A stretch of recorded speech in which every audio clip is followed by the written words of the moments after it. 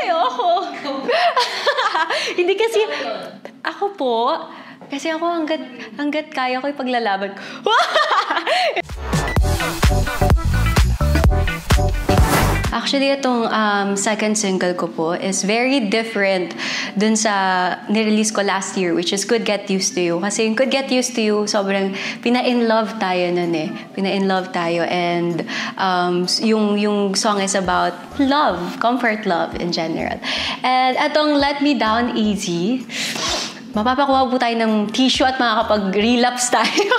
Very, very, makakapag-senti tayo dito sa song na to. Kasi it's about, parang may story behind that song. Kasi kinausap ko si Miss Rox Fabian, which is yung writer. May story behind that song. It's about a couple na magbe-break na sila. Kumbaga nanlalamig na ang pag-ibig nila sa isa't isa. And then they're asking for one last moment para maging normal or maging sweet sila sa isa't isa. And then eventually magbe-break na rin sila. So feeling ko madaming makaka-relate na kapuso natin dyan. Lalo na mga kapuso natin magse-celebrate ng Valentine's mag-isa. Ayoko! Hindi kasi, ako po, kasi ako hanggat kaya ko ipaglalaban ko. Hindi, ganun. May ganun. Pengi pong tissue. Hindi, ganun. May ganun akong type talaga. Though hindi pa ako pumapasok ng any relationship or NBSB talaga ako. Pero feeling ko ganun ako sa isang relationship hanggat kaya ko ipaglalaban ko. And kapag wala na. Break na. Yes. Parang masakit pa kung hihiling ka pa ng isa pang parang torture.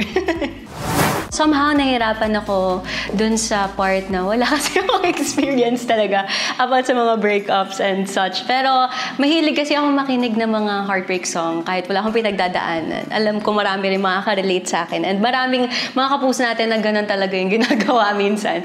Mahilig lang mag-senti. So dun ako kumuha ng hugot or inspiration nung kinakanta or nire-record ko tong song na to. Kung physical, sige physical muna tayo. Mahilig ako sa moreno eh.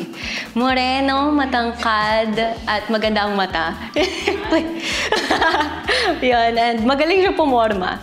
Kung sa ugali, of course, gusto ko yung God-fearing, family-oriented, and yung attracted ako sa, yung marunong sa buhay, madiskarte. Yun. At mabait, of course. Yes. If given a chance, gusto ko rin po talagang pagsabayan, of course, yung music and yung acting career ko. Kasi na-enjoy ko rin po talaga yung acting. Kasi parang hindi lang siya work eh. So parang somehow nagiging therapy din siya. Kasi nare-release ko yung mga emotions and napoportray ko yung mga character, which is may mga emotions na hindi ko alam na kaya ko palang ibigay or meron akong ganung emotion. So, yeah. Gusto ko maging bida kontra bida. Para may side na soft at meron din may side na palaban. Kasi ganun ako in real life. Softy na medyo pag inaway nyo, rar. Mag-diet. Mag-lose ng weight. And mag-release pa ng many singles. And mag-focus din sa acting. And mostly sa career talaga. Gusto kong umarangkada ang career ko for this year. And lahat ng opportunities na dumadating, hopefully sana ma-oohan ko and magawa ko.